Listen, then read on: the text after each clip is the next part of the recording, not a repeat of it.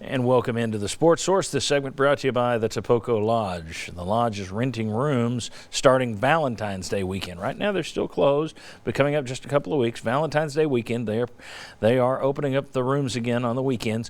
And you can go ahead and book now for Valentine's Day dinner. They've got fine cuisine in a romantic mountain setting. Looks terrific. Right by the Chiowa River. It is a great place to go. Choice of entrees, whether the salmon or the steak. The Topoco Lodge, it's a great place to eat at the Topoco Tavern and a great place to stay, the Topoco Lodge, and you can learn all about it at topoco.com. All right, let me quickly show you something here in terms of average opponents, okay, the schedule for Tennessee. I took the Ken Pomeroy rankings of all foes. The average Tennessee foe ranked about 140 in the nation in November, ranked about 136 in December. In January is ranked 96th. February and March, the average is 50. And there's only one team outside the top 100 that are going to play. And so far, Tennessee is just 2-6 versus teams in the top 50. Now, flip side of that, Ken Pomeroy had Kansas number one in his rankings, and you competed with them. But big picture, just looking at what we've seen so far, this schedule is about to get a whole lot tougher. All right, so let me flip it next and show you the remaining schedule. All right, so it goes down the left column and then down the right column.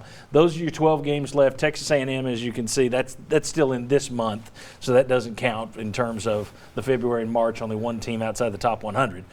But at Mississippi State, at Alabama, Kentucky, Arkansas, at Carolina, who gave you fits here. Vanderbilt is the team outside the top 100 in February and March. At Auburn, at Arkansas, Florida, Kentucky, Auburn, all of those right now, top 30 teams. What is the path? This team's 12-7. It's going to be a tough road to get an NCAA bid this year. Mark Pankrat's looking at that. What is the path? Do you see one? Well, the path is 5 wins, right? You got to get to 19 to be in the conversation, I believe, to be on the bubble. So they got to win 5 more games. Well, they're 12-7 right now, so they got to win 7 more games. 7 more games. Sorry, 7 more games to get to 19. And so, where do they come from? I think this is a huge week. You got to win both of these games. Let's put that back up there if we can. You got to win both of these games. You got to get Vanderbilt, obviously. But the thing about it is you go look at, in addition to the Ken Pom on their overall rankings, offensively who Tennessee lost to was LSU. They were 4th offensively, Georgia 67th. Everybody else, their average offensive efficiency was around 138. And now you go look at the offensive efficiencies of Arkansas, Kentucky, Auburn. They're closer to 40.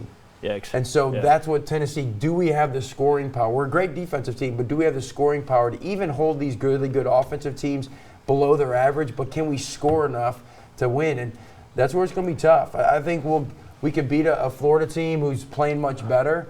But where are you going to get those 7 wins? It'll be tough sledding. Well, there's no question you have to hold serve at home. I mean, first of all, that's 6.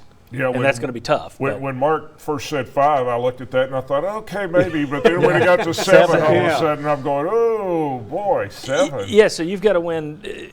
You got to win Texas A&M, Kentucky, Arkansas at home. If you're just playing with the chalk, Vanderbilt.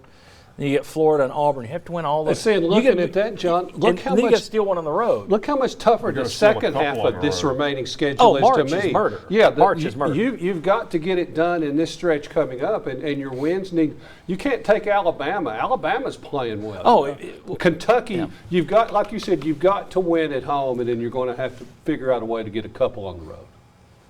That's my path. Mike Strange. That. Just looking at that right now, I'd say I don't see 7 wins because some of them got to come on the road. Yeah. You got to hold serve against teams like Kentucky and Arkansas at home, and you got to go on the road and get it too. Yeah. On paper, and that's the thing. Where's the path to the wins? It's starting internally and looking at how did you play so well against Kansas, right?